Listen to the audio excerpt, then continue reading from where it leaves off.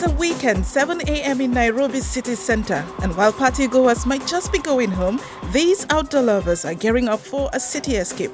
Alex Kamau, founder of the hiking startup Let's Drift, is used to the early mornings, because after all, weekends are for hiking.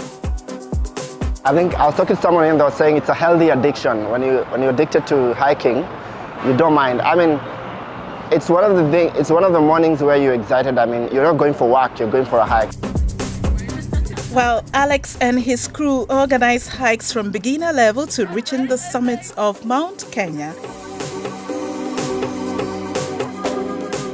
today they are just taking us on a 12-kilometer walk through a forest near Nairobi. Today's hikers are therefore a mixture of first-timers to more experienced hikers who just want to stretch their legs. Honestly, I got roped into it by my friend, but I'm trying to get into my fitness journey, so yeah, that's why I did this. And this is my nth hike. I've been hiking with them since 2020 actually, when the pandemic began. So, I'm not an OG, but I'm as close to an OG as you can get. Stretches, instructions, a deep breath in and out. And off we go into the forest, through the different vegetation zones. Some like this bamboo forest, the perfect location for photo ops. For Alex, who started his outdoor company in 2019, being in the forest somehow never gets old. One of the reasons why I hike is I love taking photos. I take photos for personal reasons, but also because we use them on our website and our Instagram. As the hikers, or drifters as they call themselves, find their stride, Njama is one of today's guides. His advice for this beginner-friendly trail: be more aware, enjoy the trees, hug more trees. Yeah, and enjoy the moment. And what's better to recharge your energy than some gigantic tree hugs?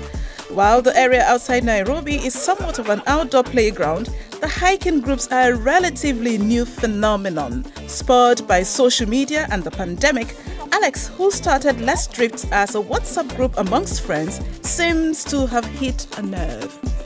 A few years ago, hiking was still considered a Mzungu thing. I mean, like a white person's thing. I mean, COVID comes, a lot of people's lives are literally disrupted because, you couldn't access social places like churches, clubs, and so people started finding out to do something else.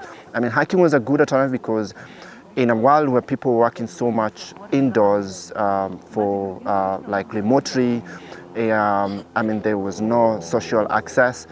It helped people go out and still keep the social distancing.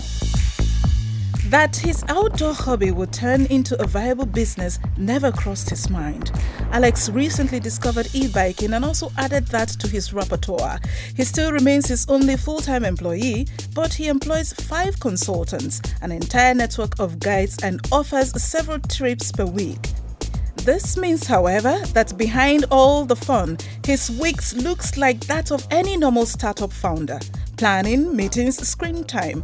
And because outdoor adventures are new to many Kenyans, it is also quite a learning curve. That the outdoor space is not legally regulated in Kenya. So that means you have to sort of regulate yourself. You have to train your outdoor guides. You have to certify them in your own way. And getting certifications in Kenya for outdoor curriculums is really hard. As work and play intertwine, Alex's focus hasn't stopped him from achieving a few goals of his own. In 2022, he climbed to Everest base camp and stood at the foot of the world's highest peak.